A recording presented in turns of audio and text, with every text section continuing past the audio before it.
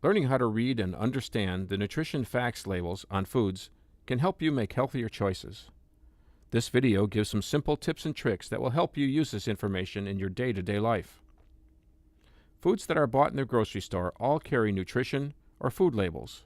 A nutrition label gives information about the nutritional elements of the food. The label is divided into several parts. Start by looking at the serving size. This number is at the top for a reason.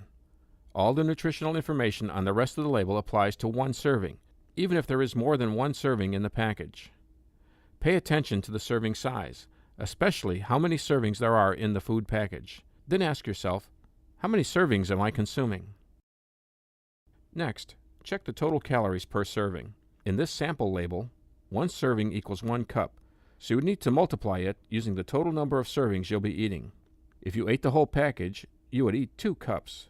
That doubles the calories and all the other nutrient numbers on the rest of the package, including the percentage of daily values as shown in the sample label.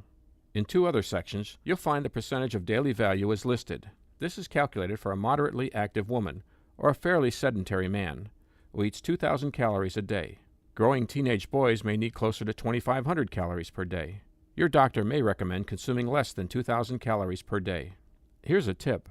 As a guide, 5% or less is low and 20% or more is high. You can use the nutrition facts label not only to help limit those nutrients you want to cut back on, but also to increase those nutrients you need to consume in greater amounts. There are certain nutrients that should be limited. You'll want to keep those numbers low. They're labeled here in blue. Ideally, the percentage of daily value in this section should be below 5%. Remember the tip, 5% or less is low, and 20% or more is high. There are other important nutrients. They are the nutrients listed you want to make sure you get enough of. They're labeled here in yellow. Ideally, the percentage of daily value in this section should be above 20%.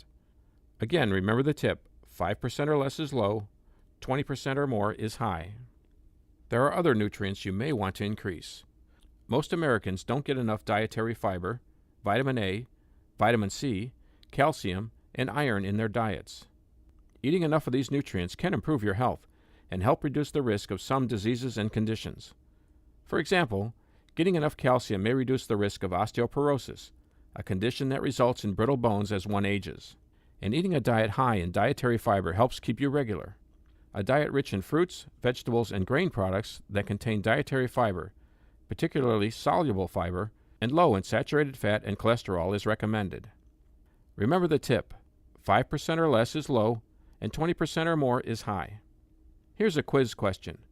In which section do you find the nutrients to be increased? Here or here? If you said here, you're correct. Ideally, these nutrients should be higher than 20%. The nutrition label also has a footnote. You will see this footnote on all food labels, but there will be more or less information, depending on the size. See the amounts circled in red in the footnote. These are the daily values for each nutrient listed and are based on public health experts' advice. The daily values are recommended levels of intakes. Daily values in the footnote are based on a 2,000 or 2,500 calorie diet. Daily values for some nutrients will change, while others remain the same for both calorie amounts. Your doctor may recommend specific amounts of these nutrients. Always follow your doctor's recommendations. If you've been diagnosed with heart disease, including congestive heart failure, your doctor will recommend limiting your intake of sodium. On a nutrition label, the amount of sodium per serving is listed in milligrams, as abbreviated mg. One standard recommendation, 1,500 milligrams per day, comes from the American Heart Association. Your doctor may have a different recommendation. Always follow your doctor's recommendation.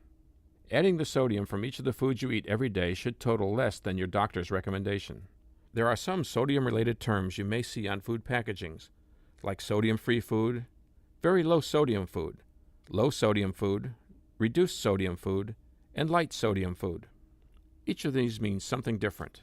Remember, the nutrition facts label on the food that you eat is your guide to the actual amount of sodium. Sodium-free means less than 5 milligrams of sodium per serving. Very low sodium means 35 milligrams or less per serving. Low sodium means 140 milligrams or less per serving. Reduced or less sodium means the usual sodium level is reduced by 25% per serving. Light, for sodium-reduced products, means the food is low-calorie or low-fat, and the sodium is reduced by at least 50% per serving. Light in sodium means if sodium is reduced by at least 50% per serving. Adding flavor is the most well-known function of salt. This table shows just how much sodium is in common table salt. Here's a quiz.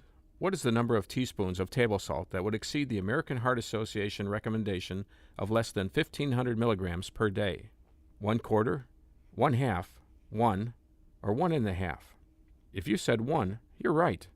Only 1 teaspoon of added salt is well over the recommendation of 1,500 milligrams per day. Table salt is an important source of sodium that can't be found on any label. In general, when you read nutrition labels, you should be looking for foods that are high in fiber, vitamins and minerals, and low in sugar, sodium, cholesterol, and fats.